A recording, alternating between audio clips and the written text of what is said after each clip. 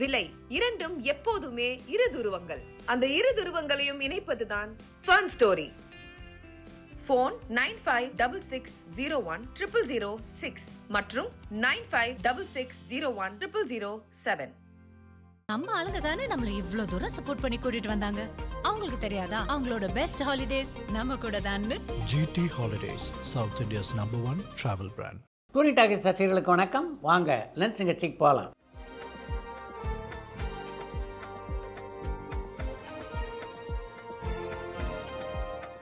என்னப்பா முதல் கேள்வி? புரட்சி தளபதி விஷால் ஒரு டைரக்டரா வின் பண்ணிட்டாரான்னு அமுதா முக்கூடல்ல இருந்து கேட்டிருக்காங்க. மகுடம் திரைப்படத்தை பார்க்கக்கூடிய வாய்ப்பு இன்னும் எனக்கு அமையல. படம் ரிலீஸ் ஆகி 2 நாள் தானே ஆகுது. அதனால அந்த படத்துக்கு எப்படிப்பட்ட வரவேற்பு மக்கள் மத்தியில் இருக்குது அப்படின்றத முதல்ல தெரிஞ்சுக்கும். அதுக்கு பின்னால டைரக்டராக விஷால் பாஸ் ஆயிருக்காரா இல்லையா என்பதை பற்றி நம்ம பேசலாம். தர்மன் படத்துக்கு அப்புறம் ரஜினி கமல் இணைய போற படம் தான் ஸ்டார்ட் ஆகுமான்னு பாண்டியன் திருநெல்வேலியிலிருந்து கேட்டிருக்காங்க. கமல்ஹாசனும் ரஜினியும் இணைந்து நடிக்க போகின்ற படத்துடைய படப்பிடிப்பு, தர்மன் திரைப்படத்துடைய படப்பிடிப்பு முழுமையாக முடிவடைந்ததுக்கு பின்னால தான் ஆரம்பமாகும் அப்படின்னு நான் நினைக்கிறேன். தர்மன் திரைப்படத்துடைய படப்பிடிப்பு இந்த ஆண்டு இறுதிக்குள்ளாக நிறைவடைவதற்கு நிறைய வாய்ப்பு இருக்கிறதுனால அந்த படத்துடைய படப்பிடிப்பு ஜனவரியில் தொடங்குவாங்க. கீர்த்தி சுரேஷ் இப்போ தமிழில் ஏதாவது படம் நடிச்சிட்டு இருக்காங்களான்னு பரமன் வேலூர்லேருந்து கேட்டிருக்காங்க. கீர்த்தி சுரேஷ் இப்போ 2 தமிழ் படங்களில் நடிச்சிட்டு இருக்காங்க. பிரதீப் ரங்கநாதன் டைரக்ட் பண்ண ஷார்ட் ஃபிலிம்ஸில் உங்களை கவர்ந்த ஷார்ட் ஃபிலிம் எதுன்னு கதிர் முக்கூடலேருந்து கேட்டிருக்காங்க. பிரதீப் ரங்கநாதன் இயக்கிய குறும்படங்களே என்னை மிகவும் கவர்ந்த குறும்படம்னா அது அப்பா லாக் என்ற குறும்படம் தான். அந்த குறும்படம் தான் பிரதீப் ரங்கநாதன் கதாநாயகனாக நடித்த முதல் படமாக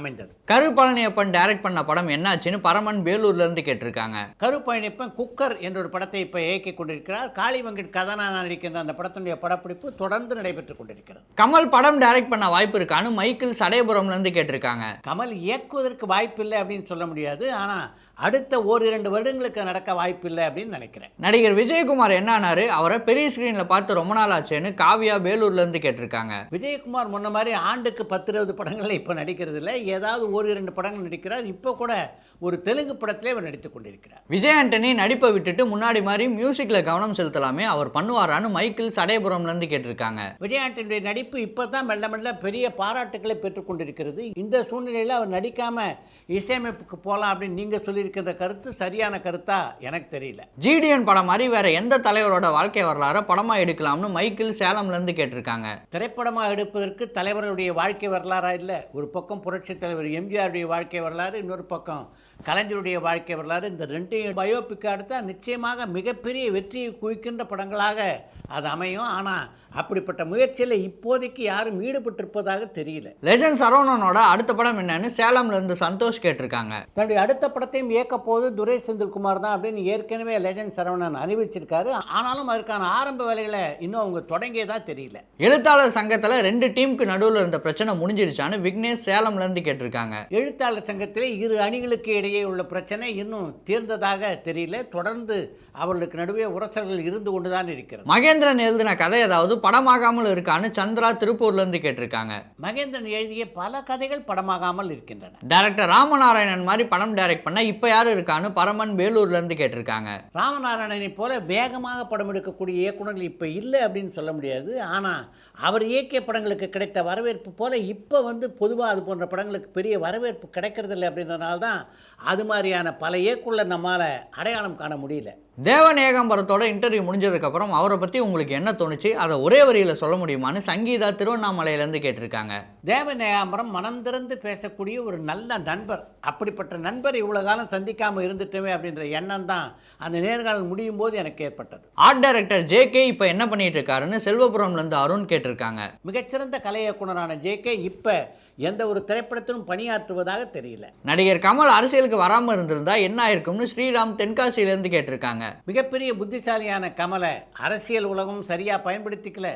அவரும் அரசியல் உலகத்தை சரியாக பயன்படுத்திக்கல. டைரக்டர் ராமோட அடுத்த படம் என்னன்னு திருச்சியிலேருந்து சாதனா கேட்டிருக்காங்க. தன்னுடைய அடுத்த படத்திற்கான கதையை தான் இப்போ ராம் எழுதிட்டு இருக்காரு. அந்த படத்தில் யாரை நடிக்க வைக்கிறது அப்படின்றத பற்றியெல்லாம் இன்னும் ஒரு முடிவெடுத்ததா தெரியல. ஜெய்சங்கருக்கும் உங்களுக்குமான நட்பை பற்றி சொல்ல முடியுமான்னு சேலம்லேருந்து சந்தோஷ் கேட்டிருக்காங்க. ஜெய்சங்கருக்கும் எனக்கு இருந்த நட்பு எப்படிப்பட்ட நட்பு அப்படின்றத பற்றி நம்முடைய நிகழ்ச்சிகளில் பலமுறை நான் சொல்லியிருக்கேன். ஒரு பத்திரிகையாளனாக நானும் ஒரு நடிகராக அவரும் தான் முதல்ல சந்திச்சிட்டோம். ஆனால் கொஞ்ச காலத்துக்கு அப்புறம் பார்த்திங்கன்னா நான் பத்திரிகையாளன் என்பது எனக்கு மறந்து போயிட்டு, தான் நடிகன் என்பது அவருக்கு மறந்து போயிட்டு, சொந்த சகோதரர்கள் போல எங்களுடைய உறவு அமைந்திருந்தது. அது மாதிரி எந்த நடிகரோடும் நான் இதுவரையிலே சினிமா உலகத்தில் பழகியதே இல்லை அப்படின்னு தான் சொல்வேன். நடிகர் பார்த்திபன் இப்போ என்ன பண்ணிட்டு இருக்காருன்னு திருச்சியிலேருந்து அருண் கேட்டிருக்காங்க. தன்னுடைய அடுத்த படத்துக்கான வேலைகளில் பார்த்திபன் முழு மூச்சாக இறங்கியிருந்த அந்த காலகட்டத்தில் தான் அவருடைய குருநாதரான பாக்யராஜ் மறைந்தார். அவர் மறைந்ததிலிருந்தே பார்த்தீங்கன்னா பார்த்திபனுக்கு பல மனசங்கடங்கள். இப்போ அவருக்காக ஒரு அஞ்சலி விழாவினை ஏற்பாடு செய்திருக்கோம். அந்த விழாவிலே முழு மூச்சாக செயல்படுறதுன்னா பார்த்திபன் அப்படின்னு தான் சொல்லணும். அந்த விழா நிறைவு பெற்றதுக்கு பின்னால் அவருடைய பட வேலையில் மீண்டும் அவர் தொடங்குவார் அப்படின்னு நினைக்கிறேன். அஜித்துடைய டாக்குமெண்ட்ரி படம் எப்போ ரிலீஸ் ஆகும்னு காயத்ரி ஆத்தூர்லேருந்து கேட்டிருக்காங்க. அஜித்தினுடைய டாக்குமெண்ட்ரியை பொறுத்த வரைக்கும் படப்பிடிப்பெல்லாம் முடிஞ்சிருச்சு. இப்போ போஸ்ட் ப்ரொடக்ஷன் பணிகள் நடைபெற்று கொண்டிருக்கின்றன. எப்படி 2-3 மாதங்கள் அந்த படம் வழியாக வாய்ப்பு இருக்குது. நடிகர் கவினுக்கு தலைகணம் அதிகம்னு சொல்கிறாங்களே, அது உண்மையான சிவா சென்னையிலேருந்து கேட்டிருக்காங்க. கவினோட எனக்கு நெருக்கமாக பழக்கம் இல்லை. அவரோடு பழகிய பலர் அவருக்கு கொஞ்சம் தலைகணம் இருப்பதாகத்தான் சொல்கிறாங்க. ராமன் லீலா படத்துடைய ட்ரெய்லர் எப்படி இருக்குன்னு ரகு இந்தோனேஷியாலேருந்து கேட்டிருக்காங்க. ராம்லீலா ட்ரெய்லர் எனக்கு பிடிச்சிருக்கு. சிஎம் விஜய் சினிமாவுக்காக ஏதாவது ஸ்பெஷலாக செய்வாரான்னு மணிகண்டன் செல்வபுரம்லேருந்து கேட்டிருக்காங்க. சினிமா உலகத்தின் மீது மாறாத அன்பு கொண்டவராக தான் இருக்கார் இப்போது இருக்கின்ற முதல்வரான ஜோசப் விஜய். அதனால் சினிமா உலகத்துக்கு பல நன்மைகளை அவர் செய்வார் அப்படின்ற எதிர்பார்ப்பு சினிமா உலகத்திலே உள்ள பலருக்கும் இருக்கிறது. நீங்கள் அடிக்கடி முணுமுணுக்கிற சாயபேங்கரோட பாட்டு எதுன்னு பரமன் வேலூர்லேருந்து கேட்டிருக்காங்க. உண்மையை சொல்லவா, இப்போதுள்ள எந்த இசையமைப்பாளருடைய பாட்டையும் நான் முணுமுணுப்பதே இல்லை. நான் முணுமுணுக்கின்ற பாட்டெல்லாம் பார்த்தீங்கன்னா MS விஸ்வநாதன், இளையராஜா பாடல்கள் தான். கே ராஜன் கடனாக கொடுத்த பணத்தை மீட்டு விட்டாங்களான்னு சரவணன் திருநெல்வேலியிலேருந்து கேட்டிருக்காங்க. கே ராஜன் கொடுத்திருந்த பணத்தெல்லாம் இன்னும் அவங்க மீட்டதாக தெரியல.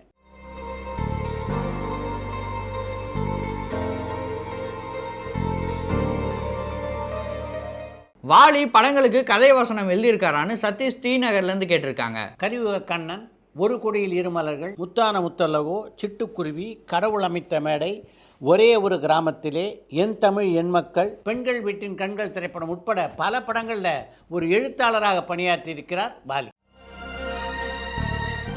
அடுத்து இன்று ஒரு தகவல்.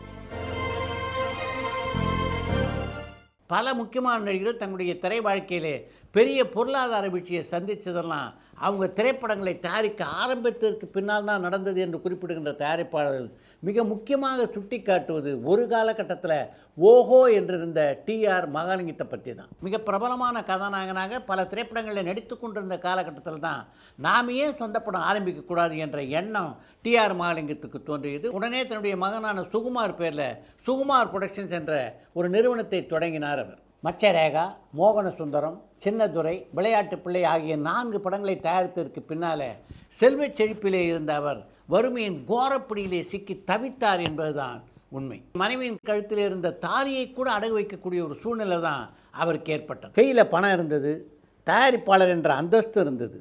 எனக்கு தலகால் புரியலை. வீண் செலவில் என்னுடைய பணம் கரையத் தொடங்கியது. 12 கார்கள் பெட்ரோலை தண்ணி மாதிரி போட்டுக்கொண்டு பறந்து கொண்டிருந்தன.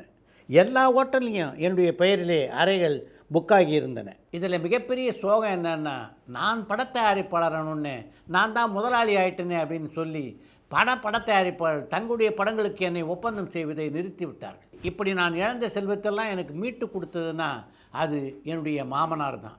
அவர் இல்லைன்னா என்னுடைய வாழ்க்கை எப்படி திசை மாறி இருக்கும் அப்படின்னு என்னால் சொல்ல முடியாது என்று ஒரு பத்திரிகை பேட்டியிலே பதிவு செய்திருக்கிறார் TR மகாலிங்கம்.